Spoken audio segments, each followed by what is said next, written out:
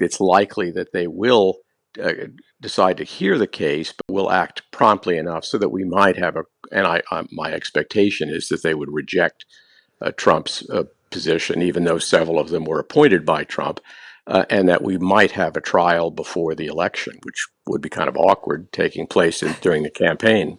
Now, Donald Trump has appeared in court again. His lawyers presented a landmark case claiming that as a former president, he should be immune from criminal prosecution. Trump's facing charges over his alleged actions to overturn the 2020 election result and his role in the riot at the US Capitol by his supporters on January the 6th in 2021. The Justice Department argued that the presidency is not above the law.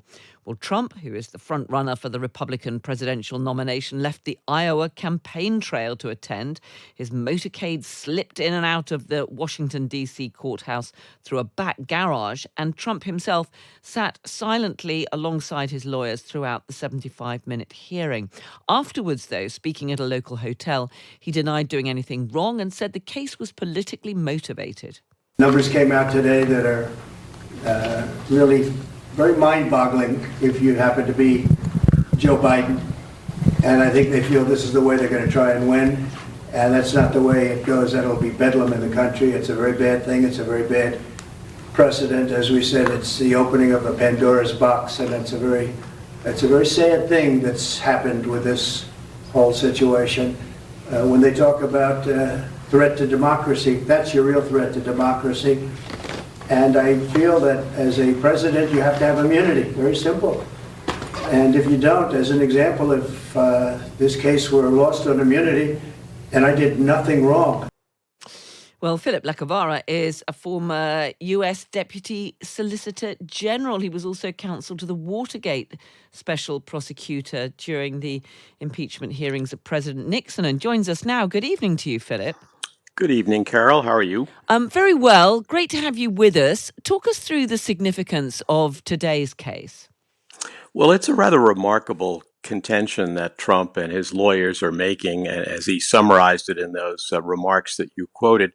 His contention basically is not only is a president immune from being charged with a crime while he's in office, but he's immune from being charged with a crime even after he's left office. And that's a contention that's never been made by anyone, including Richard Nixon, who actually was so fearful of being prosecuted after he left the presidency during investigations that I was part of, that he obtained a pardon that relieved him of any exposure. And Bill Clinton later actually agreed that he had committed the crime of perjury during his presidency in the Monica Lewinsky affair. So Trump's just trying to push way beyond what any serious person would say is a valid position. And the Justice Department has argued that the presidency is not above the law. But can this court that's been hearing the case today make a ruling on that? Or is it likely to have to go to a higher court? Well, they will rule on this, I would say, very, very promptly. Then the next step is the Supreme Court, which is the next level up, the final level in the federal judicial system. The Supreme Court, however, does not have to take this case. It has discretion whether to review what I think everybody expects to be a decision by the Court of Appeals allowing the criminal case to proceed. So the Supreme Court, even though we know that Donald Trump appointed many people or many judges who he felt would support his case, that could still rule against Donald Trump and say, no, you're not immune from prosecution. And then these allegations about his role in trying to overturn the last presidential election could be heard. That's right. Currently, the trial it's set for early March in the January 6th prosecution is on hold while this issue percolates up through the federal judicial system. I think the best guess is that once the Court of Appeals rules, and almost certainly will rule against Donald Trump, the U.S. Supreme Court, which refused to step in earlier in December, as the special counsel had requested, trying to short circuit the process, I think it's likely that they will decide to hear the case, but will act promptly enough so that we might have my expectation is that they would reject Trump's position, even though several of them were appointed by Trump, and that we might have a trial before the election, which would be kind of awkward taking place during the campaign. Yeah, I was going to ask you about that. I mean, we've got the Iowa caucus next week. I mean, the whole process is rolling on. How will any of this affect Donald Trump's prospects of getting the Republican nomination and, of course, then contesting the election? Well, so far it seems to have little or no effect on the people who vote in either caucuses, and Iowa is the rare state in the U.S. where people actually show up at meeting places to express their preferences. Most of the states have a primary election in which voters vote for the candidate for their party to run in the general election. But Trump seems to be exciting his base into this notion that he expressed in the clip that you played, that this is all an effort by the Biden administration to try to win the 2024 presidential election by sandbagging Donald Trump.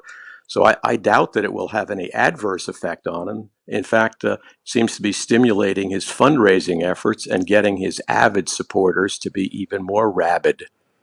Let me just ask you about one other story. We've been seeing over the course of the last few days more of these documents released relating to the cases around Jeffrey Epstein, the convicted paedophile. And the Times in London reveals, as from another of the documents that have been released, claims from Virginia Giuffre that she was paid $15,000 to have sex with Prince Andrew. Now, of course, Prince Andrew reached that out of court settlement.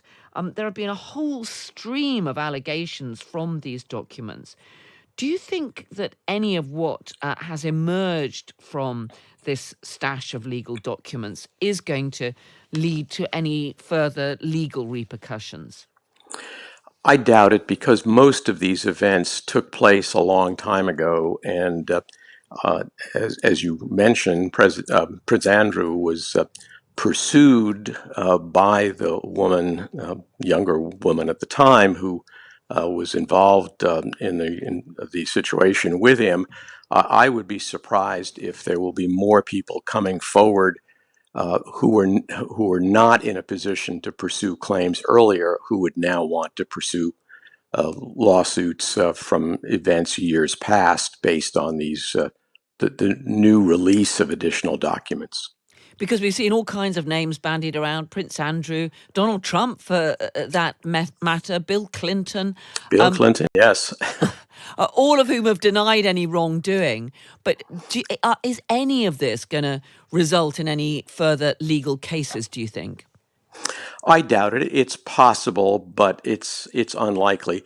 One of the problems is that in the United States, as you have no doubt heard in other contexts, there is a principle called a statute of limitations that sets an outer time limit on when claims for civil damages can be pursued, although in some states that limitation has been lifted for cases of abuse, sexual abuse, especially of minors. So it is theoretically possible there could be criminal or civil proceedings, but nothing yet has indicated to me that that's likely. Philip Lacovara, former US Deputy Solicitor General. Really good to speak to you this evening. Thank you so much for joining us. Glad to.